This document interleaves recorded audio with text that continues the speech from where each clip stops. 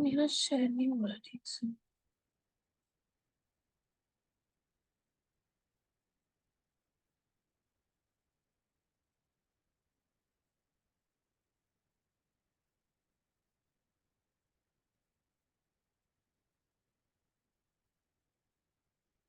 What is learning?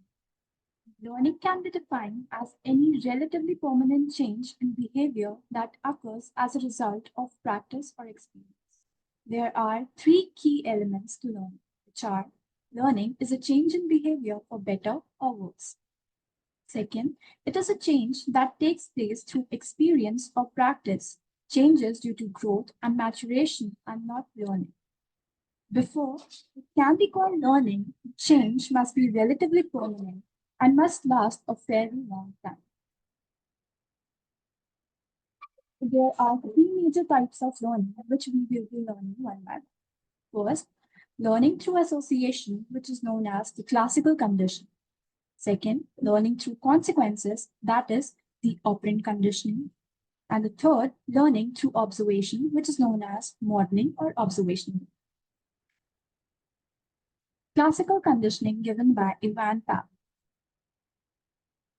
Classical conditioning refers to learning that occurs when a neutral stimulus becomes associated with a stimulus that naturally produces a behavior, which we also call an unconditioned stimulus. After the association is learned, the previously neutral stimulus is sufficient to produce the behavior. To have a better understanding of classical conditioning, we need to understand the components of classical conditioning. Now, there are a total of 4 components. First, the unconditioned stimulus, also known as the UCS. Now, it is a stimulus that naturally and automatically triggers a response. Now, with respect to Pavlov's experiment, the unconditioned stimulus is the food. Next component is the unconditioned response, or the UCR. It is a response which is not learned but occurs naturally in response to the unconditioned stimulus. Next, the conditioned stimulus, or the CS. It is a previously neutral stimulus that, when paired with an unconditioned stimulus, triggers a conditioned response. Now, in the Pavlovian experiment, the conditioned stimulus is the bell, to which the conditioned response is the salivation of the dog. The conditioned response, it is a learned response to the previously neutral stimulus. Now, in the Pavlovian experiment, the neutral stimulus was the bell. Let us see how the mechanism of classical conditioning works. So before conditioning, an unconditioned stimulus has an unconditioned response. Then a neutral stimulus is present, which initially has no response. But when this neutral stimulus is paired with the unconditioned stimulus, then it becomes a conditioned stimulus and it has a conditioned response. This is the Pavlov's dogs experiment. Now here we can see that before conditioning, the food, which is the unconditioned stimulus, has an unconditioned response, that is the salivation of the dog. And when the neutral stimulus, which is the bell, is produced in front of the dog, there is no response to it. Now, during the conditioning, when this neutral stimulus, that is the bell, is paired with the unconditioned stimulus, the food, there is an unconditioned response, that is the salivation. After several trials, the neutral stimulus, which is the bell, becomes the conditioned stimulus because now it is capable of producing its own response, which is the salivation of the dog, hence known as the conditioned response. Now, there are 4 principles of classical conditioning, which are as follows. First, acquisition. Now, acquisition is the initial stage of learning in classical conditioning, during which an association between a neutral stimulus, for example, the bell, and an unconditioned stimulus is formed. During acquisition, the neutral stimulus is repeatedly present along with the unconditioned stimulus until the neutral stimulus alone can elicit the conditioned response. The speed and strength of the acquisition can be influenced by factors such as the timing, and the intensity of the stimuli present. Next is extinction. Now, extinction occurs when the conditioned response decreases or disappears because the conditioned stimulus is present repeatedly without the unconditioned stimulus. For example, if a dog has been conditioned to salivate in response to a bell paired with food, but the food is no longer presented after the bell rings, eventually the dog will stop salivating in response to the bell alone. Then we have spontaneous recovery. Spontaneous recovery refers to the reappearance of a previously extinguished conditioned response after a period of rest or time delay without any further conditioning trials. Although the conditioned response was due to be extinguished, it may reappear when the conditioned stimulus is present again. However, the recovered response is typically weaker and short-lived than the original conditioned response.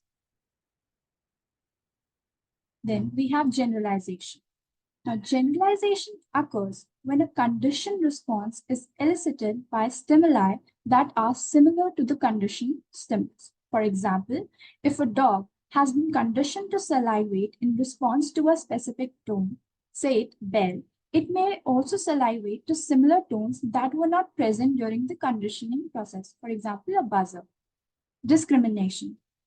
Now, discrimination is the opposite of generalization. It refers to the ability to differentiate between conditioned stimulus and other similar stimuli that do not signal the unconditioned stimulus.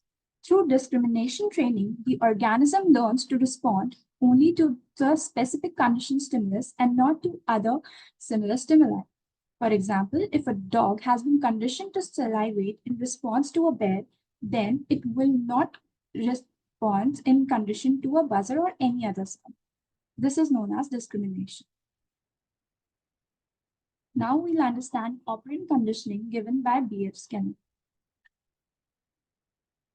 Now, operant conditioning was coined by behaviorist B.F. Skinner, who believed that the organism, while going about its everyday activities, is in the process of operating on the environment. In the course of its activities, the organism encounters a special kind of stimulus called a reinforcing stimulus or a reinforcer. This special stimulus has the effect of increasing the behavior occurring just before the reinforcer. Now, there are two major components of operant conditioning, which are reinforcement and punishment. Now, reinforcement is a kind of stimulus that aims to increase the strength of a behavior. And punishment is any event or stimulus that aims to decrease the frequency of behavior. Now, as we have just studied that there are two components. Now, reinforcement is further divided into positive reinforcement and negative reinforcement. Similarly, the punishment is also of two types, that is positive punishment and negative punishment. Now, what happens in positive punishment? We add a pleasant stimulus in order to increase the frequency of a behavior. In negative reinforcement, we remove an aversive or unpleasant stimulus in order to increase the frequency of behavior. For positive punishment, we add an unpleasant stimulus in order to decrease the frequency of behavior. On the other hand, in negative punishment, we remove a pleasant stimulus in order to decrease the frequency of behavior. Let's have a better understanding through some examples. Now, suppose we are taking an example of positive reinforcement. Now, suppose if a child has done the homework on time. Now, this is the behavior of the child, to which the reinforcement, positive reinforcement would be that the teacher praises the child for the submission. Now, what effect this reinforcement would have that the next time the child will always turn the homework in time. Now, the example for negative reinforcement. Now, if a person takes aspirin for a headache, now what will happen as a result? The headache goes away, which is the negative reinforcement. Now, next time, whenever the person experiences a headache, he or she will take the aspirin in order to avoid that aversive situation. Now, let's have an example for positive punishment. Now, suppose a child doesn't clean the room, and when the parents ask them, to which the parent will yell or scold the child, which is the positive punishment, as we are adding a negative reinforcer here. Now, the effect will be that the next time the child will automatically clean the room in order to avoid the nagging of the parents. Now we have negative punishment. Now, suppose if there is a set time for you to come back home and you are late from that time. So what will happen that your parents said that you have been grounded for 2 weeks. Now, in this situation, a pleasant stimulus has been taken away from you. Now, the effect of this would be that from the next time onwards, you will make sure that you come home early on time. Now, there are schedules of reinforcement, and these are of two types, which is continuous and partial. Now, continuous schedule of reinforcement, now every time a desired behavior is being produced, we will reinforce that behavior. But in partial schedule of reinforcement, it is based upon the number of ratio and the interval of time. As we can see that partial schedule of reinforcement is divided into interval and ratio, which is further divided into fixed and variable. Let's understand it through examples. Now, for continuous reinforcement, as I said, that the reinforcement is delivered for every occurrence of the behavior. Now, this will lead to highest rate of responding.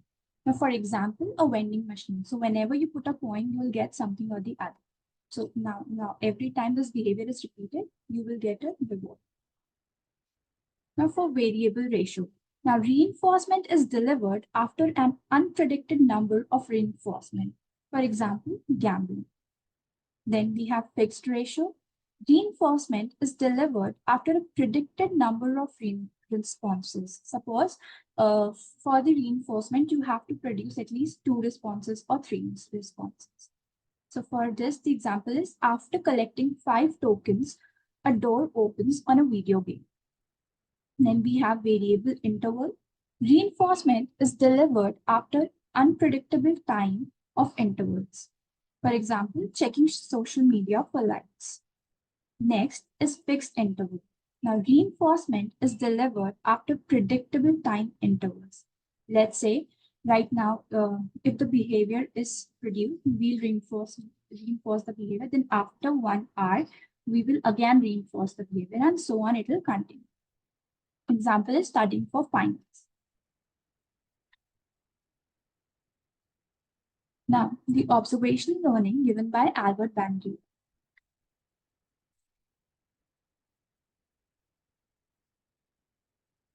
Albert Bandura believed that direct reinforcement and punishment could not account for all learning that occurs. Example, when children copy the behavior of their parents when knowing reinforcement is given.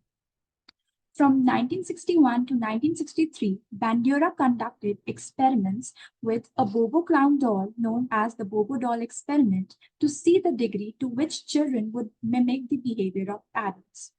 Bobo doll was a toy from the 1960s that was inflated and weighted so that it would tilt upwards again after being knocked down. Now, in this experiment, they took a group of 36 boys and 36 girls. As you can see in the picture, this is the Bobo doll. So in the Bobo doll experiment, the children of age 3 to 6 years were selected for study. The children were divided into groups of 3. Now, in one group, the model adult would display aggressive behavior towards the Bobo doll, such as hitting and kicking. Then after a certain time, the children were asked to imitate the same behavior. In the second group, the model would ignore the Bobo doll. And in the third group, the model would show loving behavior towards the Bobo doll, example, hugging the doll. And after each of the modeling, the children were asked to mimic the model.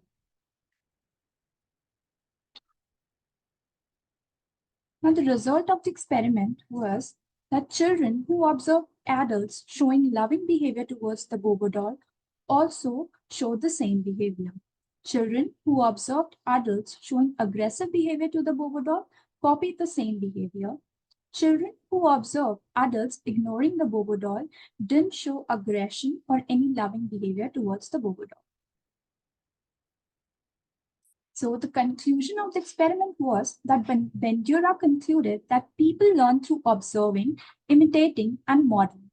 People not only learn by being rewarded or punished itself, but they can learn from watching somebody being rewarded or punished too. As you can see in this picture. Now, according to Bandura, how does the process of observation learning takes place? So it has a total of 4 stages. Now, stage 1 is attention. Now, for learning to occur through observation, individuals must pay attention to the model they are observing. Let's say, for example, imagine a child watching a cooking show where a chef demonstrates how to make a cake.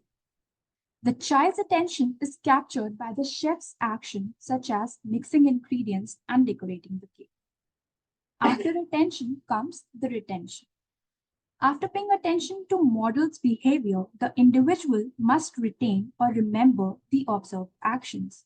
Now, in the above example, the child might mentally store the steps the chef took to make the cake, which would involve encoding information into memory, such as recalling the ingredients and the sequence of steps.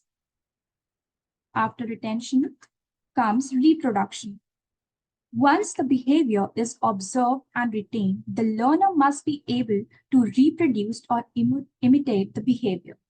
Now, in continuation to the above example, after watching the cooking show, the child may attempt to bake a cake using same techniques demonstrated by the chef. This could involve mimicking the mixing motions and following the recipe as closely as possible. Last step is motivation. Finally, the learner must be motivated to reproduce the observed behavior. Expectation of rewards and social reinforcement are present. For example,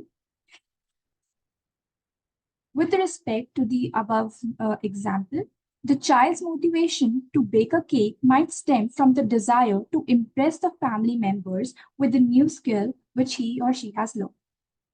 So we can conclude that these 4 processes work together in observational learning, allowing individuals to acquire new behavior by observing others and then imitating those behaviors. Thank you. These were my references.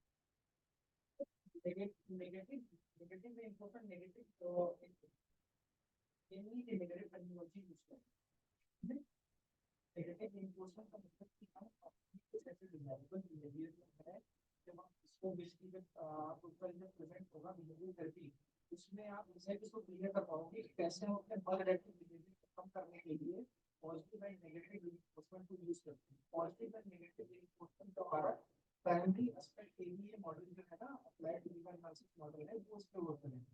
लेकिन अगर negative reinforcement से भी अगर मल addictive behaviour आप इनका down नहीं होगा, तो फिर हम पनिशमेंट टेक्निक यूज करें। ये ज्यादा क्लियरिटी आपको बिहेवियरल थेरेपी में जब प्रेजेंट होगा टॉपिक उसमें है। ठीक है। Mm. It will continue to be, and that is a option thing for future.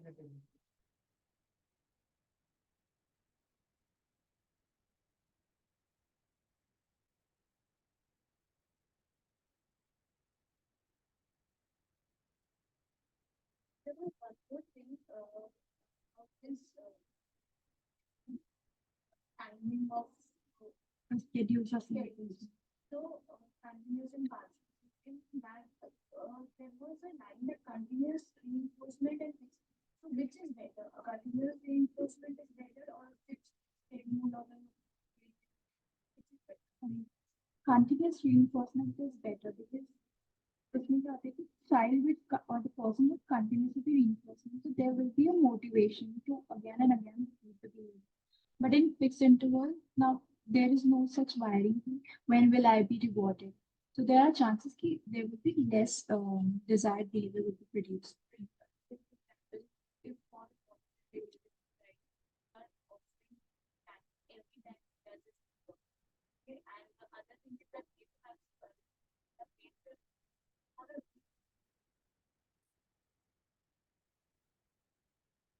big time. So अगर हम बात करें कि for once if you miss giving a extension किसमें जल्दी Fixed wiring will be quickly. Because continuous, continuously motivated with the child to produce the same behavior.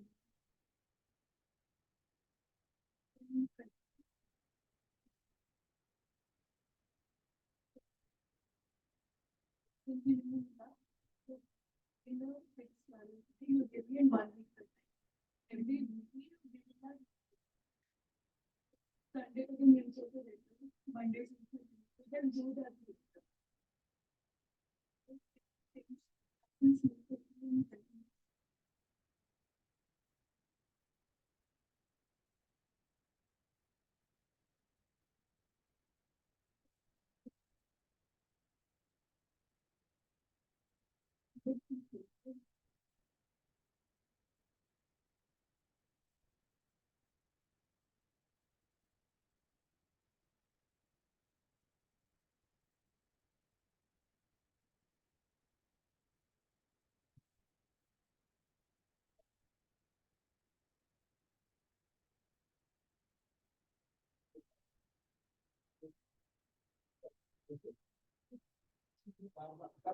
Fifteen days में applied behaviour analysis करना पड़ता है कि आप किसी भी में चेंजेस आए मतलब कि इसमें डिजायरेबल बिहेवियर कितना इंक्रीज हुआ है वो उसके अकॉर्डिंग हम वन पहले वोल्टेज में उसको यूज करते हैं उनको कम करेंगे 15 डेज 3 डेज 7 डेज 15 डेज में प्रॉपर रिकॉर्डिंग धीरे-धीरे इंक्रीज करते हैं क्योंकि हम सडन अगर हम उसका कट डाउन करते हैं तो कुछ होगा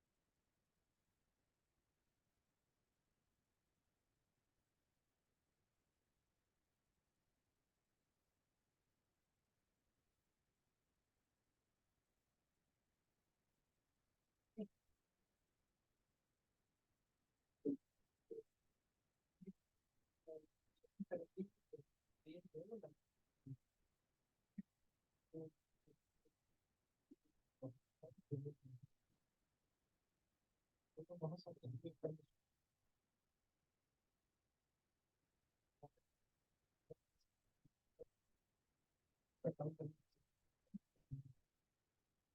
हमको वहाँ पे समझना कि होगा कि कई बार ऐसे कुछ कंडीशनिंग जो कंडीशनिंग कहीं नहीं बताती कंडीशन है जो बचपन से कंडीशनिंग होती है वो सडन तो बिहेवियर नहीं डिक्रीज हो सकती तो उस चेंज को मतलब उसके अकॉर्डिंग हम उस लर्न बिहेवियर को अनलर्न कैसे करेंगे